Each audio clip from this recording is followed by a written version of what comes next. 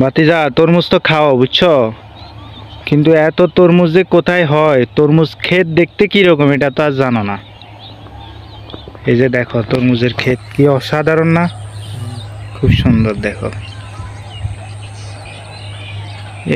কিছুদিন পরে এগুলাতে কোটি টু কোটি টাকার তরমুজ উঠবে এখান থেকে। দেখছো কি সারি সারি।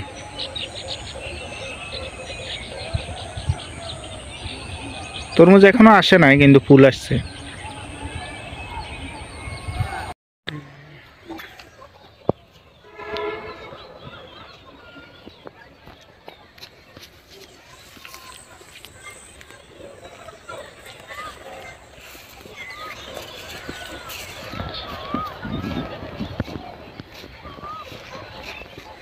ভাতিজা দেখো তরমুজ সুন্দর না, এই যে গাছ দেখছো কি সুন্দর সুন্দর ফুল আসছে। হ্যাঁ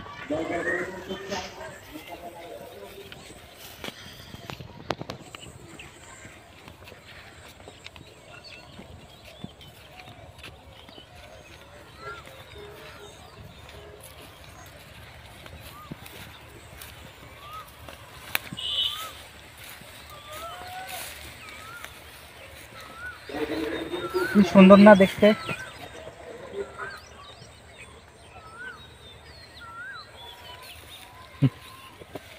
এটা চিনো, এটা কি ক্ষেত জানো? এটা হচ্ছে ডাল। নোয়াখালীতে এগুলারে বাইলার ডাল কয়। তো অনেক হয় ডালগুলো। দেখো যে দেখছিয়া দেখো, এগুলা কিন্তু খাওয়া যায়। এই যে এগুলো আমনে, এই যে আমরা এটা কিন্তু অনেক খাইতাম ছোটবেলায়। এই যে এই দেখছো, বেশ মজা কিন্তু। এই যে দেখো খাও, একটা খাবা।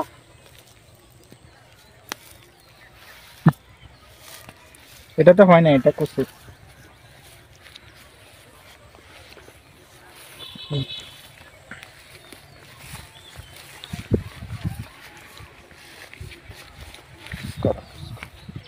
হুম দেখো, এই যে তরমুজ দেখো, এই যে তরমুজ দেখছো কি কিউট না, সুন্দর।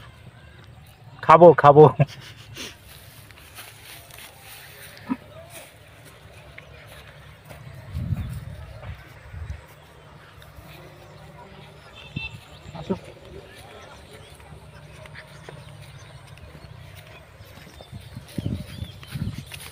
আগে আমরা শুনতাম শুধু সুবর্ণচরের ওইদিকে তরমুজ চাষ করা হতো, এখন কিন্তু মুসাপুরের মানে বেডির আশেপাশে সব এলাকায় তরমুজ চাষ করে।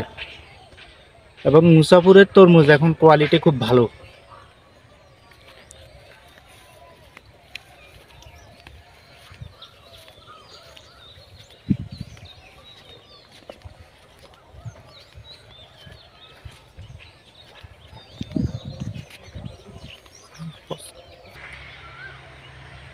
দেখছো তাল গাছে তাল দেখছো, ওই দেখা যায় তাল গাছ, ওই আমাদের গা। দেখো এই জমির মধ্যে মরিচ চাষ করছে, মরিচ কিন্তু অলরেডি ধরে গেছে অনেকগুলাই। আবার দেখো এই সাইডে হচ্ছে ইয়া চাষ করছে, আলু চাষ করছে, ওই যে আমরা যেগুলারে মিষ্টি আলু, সাগরানা আলু যেগুলারে বলে নোয়াখালীতে, এই যে এই আলুগুলা। ঠিক আছে, একই ক্ষেতের মধ্যেও অনেক রকম মরিচ করছে, মিষ্টি আলু করছে, তারপরে দেখো সামনে আবার ওই যে আবার মরিচ করছে, আবার এই যে সাইডে দিয়ে কি করছে দেখো, পেঁয়াজ করছে, অনেক কিছু করছে। এই ক্ষেতের মরিচ গাছগুলা কিন্তু অনেক বড় বড়। ওয়াও, এখানে আবার মিষ্টি কুমড়ো করছে, দেখছো কি সুন্দর করে ইয়া করছে, অনেক গ্যাপ দিয়ে দিয়ে, কিন্তু একসাথে করে গ্যাপ দিয়ে দিয়ে, যাতে পুরো মাঠে এগুলা থাকতে পারে। দেখো এই মিষ্টি কুমড়া।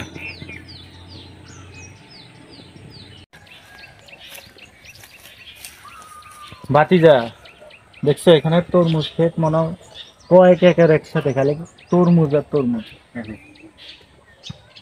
মাশাআল্লাহ। মানুষের হোক, তাহলে মানুষ সস্তা খেতে পারবে।